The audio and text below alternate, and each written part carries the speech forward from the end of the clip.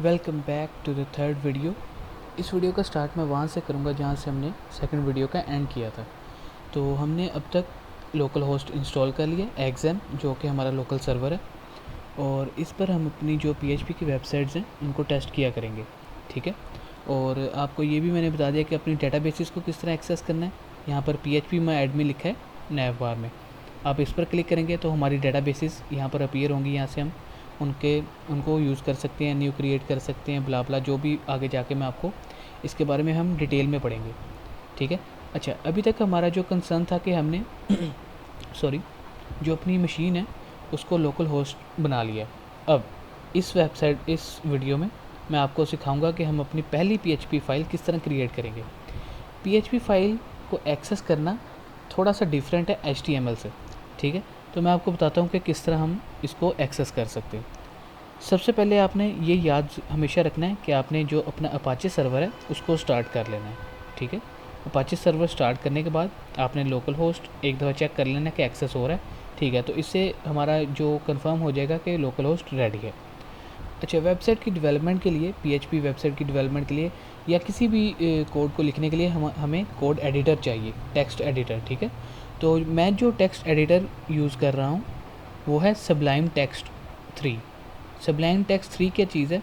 ये भी एक कोड एडिटर है जिस तरह बाकी सारे कोड एडिटर्स हैं, लेकिन मैं इसे प्रेफर करता हूँ क्योंकि ये इजी है और लाइट वेट है, लेकिन बहुत पावरफुल है। इसमें ऑलरेडी सारी डायरेक्टरीज प्री इंस्टॉल मिल जाती हैं आपको। ठीक है।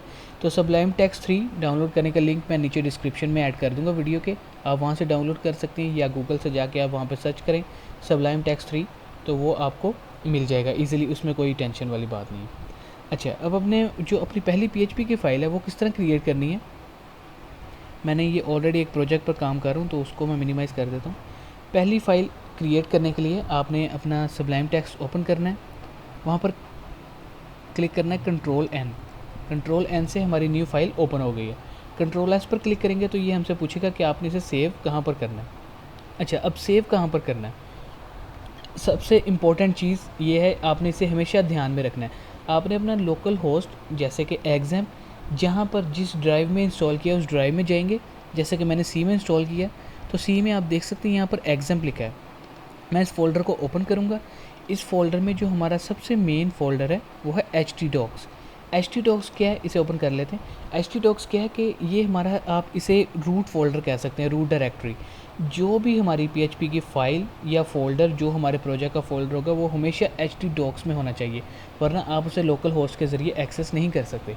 ठीक है। तो आपने ये बात हमेशा याद रखनी है कि आपकी जो भी PHP की फ़ाइल है या फोल्डर जिसमें आप काम कर रहे हैं, अपने प्रोजेक्ट का जो फोल्डर है वो हमेशा htdocs के अंदर होना चाहिए, तभी आप उसे एक्सेस कर सकते हैं, वरना आप उसे एक्सेस नहीं कर सकेंगे।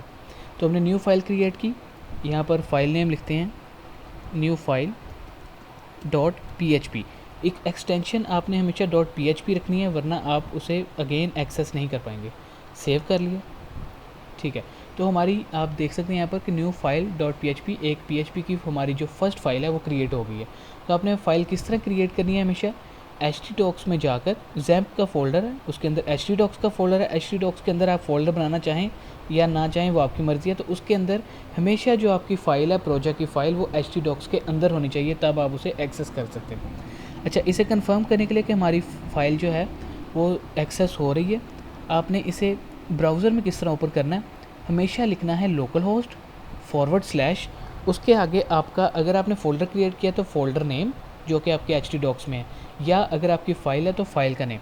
हमने क्योंकि फ़ाइल क्रिएट की है, फाइल का नेम लिखेंगे न्यू फाइल .php। ठीक है।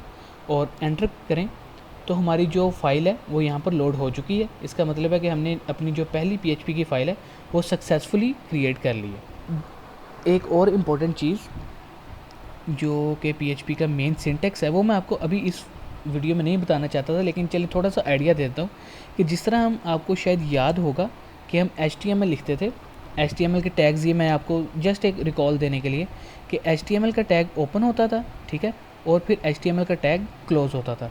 इसी तरह जिस तरह हमने हेड का टैग ओपन किया, हेड का टैग क्लोज़ किया। अगर आपको HTML का यहाँ पर अभी आइडिया नहीं है ज़्यादा, अगर आपने HTML अभी नहीं पढ़ी तो मैं आपको कहूँगा कि मैं आपको रिकमेंड करूँगा कि आप मेरी HTML CSS की सीरीज़ को एक दफ़ा देख लें, वो आपको बहुत हेल्पफुल होगी PHP की डेवलपमेंट के लिए। ठीक है। जिस तरह यहाँ पर टैग्स ओपन हो रहे हैं, क्लोज हो रहे हैं, इसी तरह PHP का जो सिंटैक्स है वो कुछ है इस तरह, ठीक है। तो इसका क्या मतलब है कि लेस देन साइन, उसके बाद क्वेश्चन मार्क, फिर PHP, उसके बाद अगेन क्वेश्चन मार्क और ग्रेटर देन का साइन। तो ये हमारा PHP का जो मेन सिंटैक्स है। यहाँ से हमारा PHP का कोड स्टार्ट होगा, यहाँ पर एंड होगा। जो भी हमारा PHP का कोड होगा वो in between these two opening and closing things, इनके दरमियान में होगा, ठीक है। तो हमेशा याद रखना कि आपने PHP का कोड इसके दरमियान में ही लिखना है। तो PHP में जस्ट एक सिंपल, अगर आप बगैर PHP के भी कुछ भी लिखेंगे तो वो हमारी जो वेब की फ़ाइल है उसमें शो होगा। जैसे कि हम सिंपल लिखते हैं कि डाटा, इसे सेव किया, अपने ब्राउज़र को ओपन करें, रिफ़्रेश करें, तो हमारे पास यहाँ पर डाटा लिखा आ गया है। इसका मतलब है कि हम इसे सिंपली भी वहाँ पर डाटा शो कर सकते हैं। लेकिन जो हमारा PHP का टैग है वो हमेशा इसी तरह ओपन होगा, ठीक है, और इसी तरह उसकी एंडिंग होगी, और जो भी हमारा PHP का कोड होगा वो इसके दरमियान में आएगा।